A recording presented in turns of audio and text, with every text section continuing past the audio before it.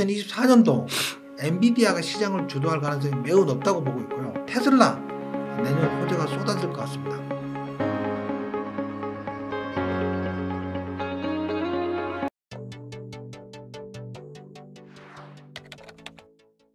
저는 이제 2024년 말까지 S&P 500이 사상 최고치를 돌파할 것으로 그렇게 생각하는데, 그 이유는 이제 첫 번째, 기준금리 동결 가능성이 이제 90% 이상, 거의 100%라고 봐야 되겠죠. 네. 어쨌든 90% 이상으로 시장에서 그렇게 생각하고 있어요. 연준 위원들은 뭐 아직도 보수적으로 아니다, 추가 인상 가능성은 열어놔야 된다 이렇게 얘기하지만, 시장에서는 대부분 기준금리 동결 확률 90% 이상으로 보고 있고요. 그 다음에 이제 더군다나 기준금리가 동결에 나아가 이제 내년 상반기까지 인하할 가능성이 굉장히 높아요. 네. 한 번 또는 두 번 인하할 가능성이, 내년 5월까지 인하할 가능성이 시장에서는 60% 이상으로 보고 있거든요. 금리가 인하한다면 경기 회복 기대감에 증시는 빅테크 관련주는 중심으로 해서 오를 수밖에 없거든요. 그 다음에 이제 내년도 2024년도 엔비디아가 시장을 주도할 가능성이 매우 높다고 보고 있고요. 챗 GPT형 인공지능, 생성형 인공지능 검색 엔진이 더욱더 경쟁이 치열해지면서 거기에 대한 매출이, 인공지능 칩에 대한 매출이 더 급속히 늘어날 걸로 보여지고 있고요. 그 다음에 이제 휴머노이드 로봇이라 해서 이제 로봇이 세 가지가 있잖아요. 처음에 이제 협동 로봇이라 해서 이제 생산 라인에서 이제 조립하거나 용접하거나 이럴 때 쓰는 한 팔로 움직이는 그게 이제 협동 로봇이고, 그 다음에 서빙 로봇, 식당에 가면 요즘 심심찮게 보이지 않습니까? 네. 서빙 로봇이 있고, 그 다음에 이제 인공지능, 그 휴머노이드 로봇. 네. 로봇이 이제 테슬라에서 이제 컨퍼런스 행사 같은 데서 영상으로 소개를 했었는데, 인간을 닮은 형태의 로봇이 화분에 가서 보고 물이 작은 걸 판단하면, 작다고 보여지면 본인이 물조리를 들고 가서 물을 주는 수준을 판단하는 거죠. 이런 휴머노이드 로봇이 굉장히 좀 폭발하는 원년이 되지 않을까. 지금 단계를 볼 때.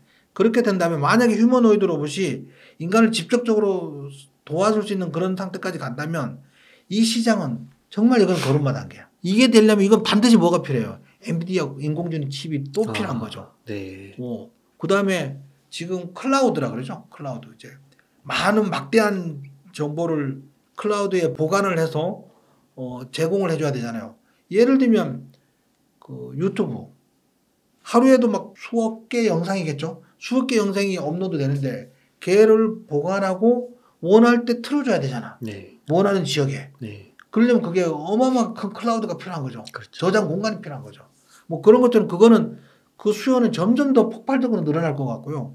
이제 유튜브나 페이스북이나 뭐 X나 이런 큰 업체가 아니더라도 우리나라 뭐 카카오나 네이버도 마찬가지고. 그래서 우리나라 네이버 카카오가 있다면 베트남도 있을 거고 뭐 인도네시아도 있고 막 전 세계적으로 많잖아요. 여기에 대한 고성능 칩에 대한 수요가 굉장히 하기 때문에, 그다음에 엔비디아는 지금 현재 주당 순이익을 반영한다면 PER도 굉장히 싸기 때문에 엔비디아가 굉장히 내년도 상승세를 이어갈 것으로 그래 보여지고요. 그다음에 테슬라 내년 호재가 쏟아질 것 같습니다. 최근에 이제 사이버 트랙에 대해서 이제 논란이 많잖아요. 컨퍼런스 콜에서 일론 머스크가 그 얘기했어요. 사이버 트럭에 대해서 우리 무덤을 우리가 팠다 이런 표현을 했어요. 얘가 이 사이버 트럭이 일론 머스크가 야심을 갖고 만들어서 세상에 없는 차를 만든다는 거야, 얘를. 그러니까 일단 방탄 유리도 되고 차체도 방탄 망치로 쳐도 안 부서지는. 그게 우리나라 사람은 뭐 그렇게까지 만들 필요가 있나 싶지만 미국은 총기 소유가 허락된 나라잖아요. 그게 꼭 필요한 조건인 거야. 네. 그런 사이버 트럭을 만드는데 문제는 이렇게 그렇게 하다 보니까 차체도 무거워지고 생산 단가도 높고 비싸고 막 이런 것 때문에 그 사이버 트럭이 그 테슬라의 발목을 잡을 것이다. 이런 좀 아까 말씀드린 것처럼 비관론자의 그 염려스러운 조언도 있는데 네. 뭐 그럼에도 불구하고 지금까지 역대로 그랬던 것처럼 앞으로도 사이버 트럭도 좀 연착륙하지 않을까, 내년부터 본격적으로 생산하지 않을까 이렇게 생각합니다. 근데 이제 내년에는 많이 생산하지는 못할 것 같아요. 내년에는. 하지만 내후년까지 가면 많은 것은 해결돼서 좀 많이 상승할 것 같고요. 그 다음에 인도에서 이제 또 기가 팩토리 또 공장 새로 설립되고, 그 다음에 조만간에 2천만 원대, 2만 달러대 차량을 또 만들어서 생산할 것 같고요. 그다음에 또 이제 휴머노이드 로봇에 대해서 예를 들면 부스턴 다이나믹스에서 이제 로봇 관련 영상 보여주면 막 로봇이 덤블링하고 네. 막 뛰어가고 무거운 거 들고 막 집어 던지고 막 이런 장면 나오잖아요. 네. 근데 테슬라에서 제공한 그 휴머노이드 로봇은 행동이 느려, 걸음도 느려. 근데 이게 완전히 차원이 다른 거야. 네. 얘는 스스로 상황을 보고 판단하고 인지해서 본인 행동을 결정하는 거야. 네.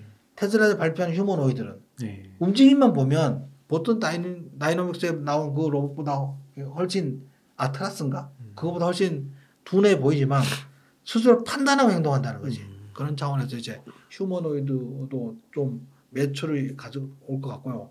거기다 이제 요즘 그 기가 팩토리 그 전력 저장 장치 있잖아요. 그거 매출이 굉장히 점점 늘어나고 있어요. 네. 예, 그래서 그런 걸로 볼 때 이제 테슬라의 매출액도 굉장히 늘어날 것 같고 그래서 주가도 굉장히 늘어날 것 같습니다.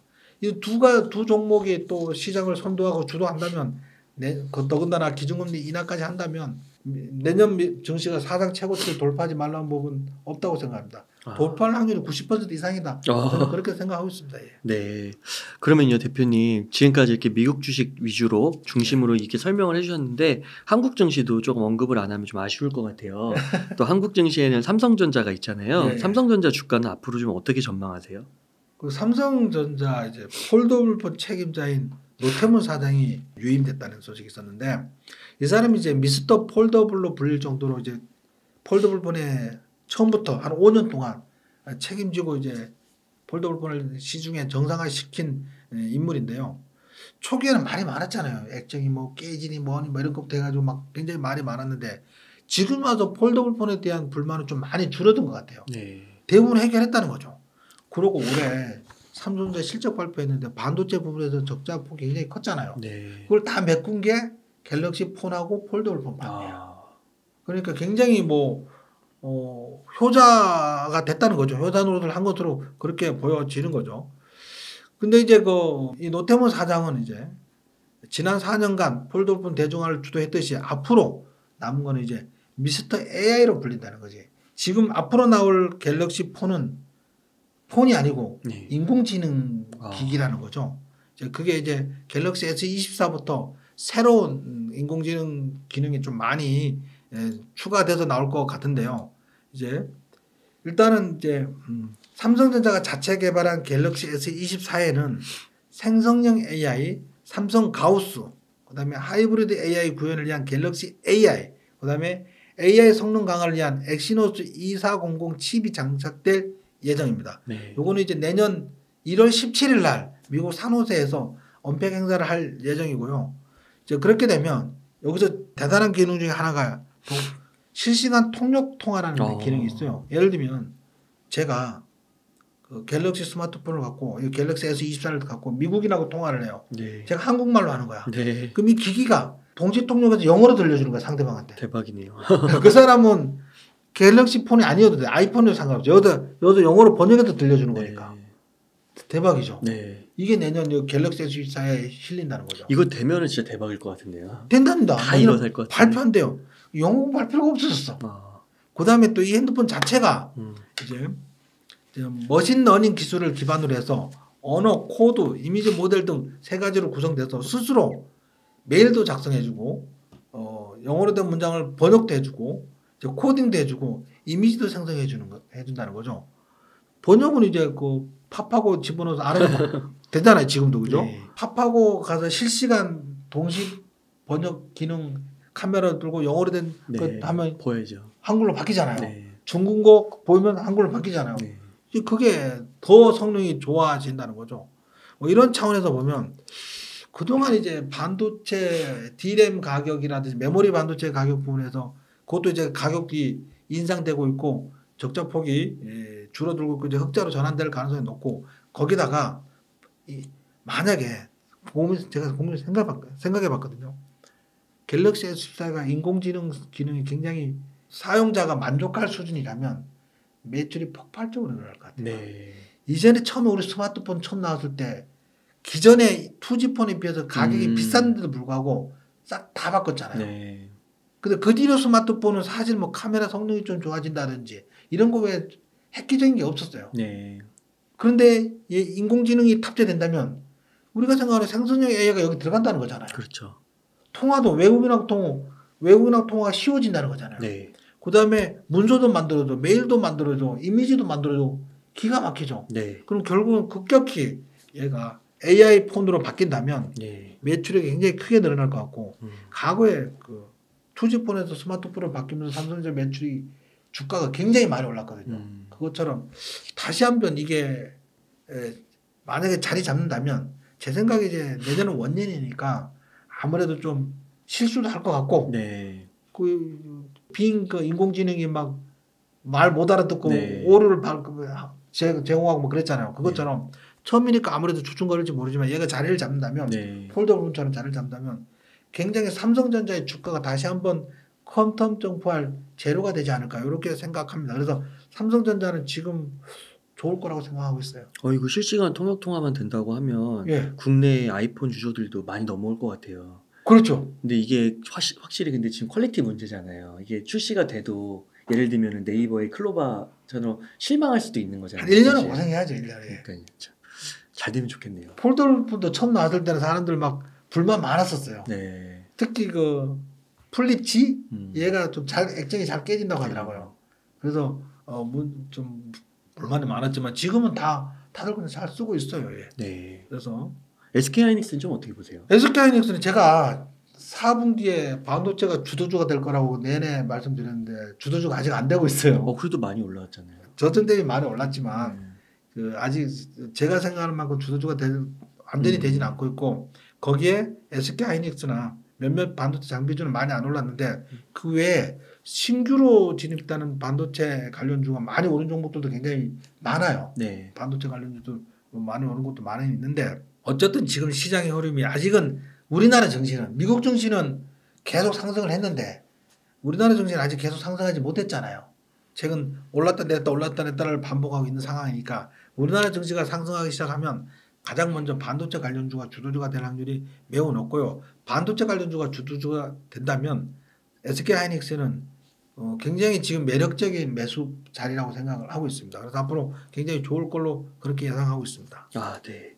그럼 이제 종합적으로 대표님 뭐 네. 미국 주식, 한국 주식 뭐 다 섞어서 한 1억 원 정도 여윳돈이 있다면 어떻게 투자 전략을 세우시겠나요? 1억 원 정도 저한테 만약에 여기 돈이 있다. 그럼 저는 누누이 강조드리지만 60% 정도는 미국 주식을 사야 된다. 네. 40%는 국내 주식을 사야 된다. 네. 60% 안에는 이제 한 3분의 1은 테슬라, 3분의 1은 엔비디아, 네. 그리고 나머지 3분의 1은 이제 나스닥 100 지수 ETF 있잖아요. 네. QQQ. 이런 거 3분의 1을 하거나 또는 좀 보수적인 성향을 가진 투자자라면 S&P 500 지수 ETF, 뭐 이브나 부, 뭐 이런 것들 3분의 1 사야 된다고 생각하고 있고요. 나머지 국내 주식은 40%를 갖고 있다면 그 중에 한 3분의 1은 하이닉스나 반도체 관련주 좀 사야 될 것 같고요. 그다음에 또 3분의 1은 계속 말씀드리지만 건설주가 있고 건설 장비주가 있고 뭐 이렇게 몇 가지가 있는데 HD 현대 인프라코어나 HD 현대 건설 기계 뭐 이런 것들, 그다음에 현대 건설 뭐 이런 거에 좀 관심을 가져야 될 것 같습니다. 왜 그러냐면 우크라이나 전쟁이 언제 끝나도 이상하지 않거든요. 그다음에 지금 하마스하고 이스라엘의 하마스 공격을 하다가 인질 석방 문제 때문에 지금 휴전 중인데 휴전이 연장됐잖아요. 사실 이대로 끝날 수도 있거든요. 그러면 팔레스타인 가자지구 재건해야 되거든요. 네. 그럼 그 건설주로 건설 관련주가 굉장히 많이 오를 가능성이 있고요. 나머지 3분의 1을 갖고 있다면 지금 상태에서는 이제 원전주나 그다음에 요즘 또 수소차 관련주가 핫해요. 네. 그다음에 로봇 관련주. 로봇 관련주가 이미 많이 오르고 막 있어서 어제 레인보우 로보틱스가 막 16%, 19%까지 오르고 막 그랬거든요. 네. 많이 올랐으니까 좀 밀어두고 다음으로 이제 수소차 관련주나 이런 종목에 좀 관심을 가지면 좋을 것 같습니다. 네. 마지막으로 시청자님들께 하고 싶으신 말씀이나 강조하고 싶으신 말씀 있다면 부탁드리겠습니다. 예, 옹달 책방 구독자 및 시청자 여러분들 항상 사랑해 주셔서 감사합니다. 여러분들 사랑 덕분에 제가 옹달 책방에 자주 출연하는 것 같습니다. 그다음에 좀 한 가지 부탁드리고 싶은 거라면 이제 약간 뻔뻔하게 제가 운영하는 유튜브 채널 제 워렌 TV라고 있거든요. 네. 거기에 구독자가 아직 몇 천에 불과한데요. 매일 증시와 관련된 소식 이제 김 원장의 인사이트 이런 것들 영상 올리고 있으니까 방문해 주셔서 구독과 시청해 주시면 감사하겠습니다. 웅달 책방 시청자 여러분들 성공 투자를 기원합니다. 그 매달 나오시면 오렌지증권 TV 네. 적극적으로 홍보해 주세요. 감사합니다. 감사합니다. 네, 감사합니다. 이렇게 해서 워렌증권 에듀의 김영웅 대표님을 모시고 이야기를 나눠봤습니다. 긴 시간 동안 유익한 인사이트 많이 나눠주셔서 감사의 말씀드립니다. 오늘 고생 많으셨습니다. 네, 감사합니다.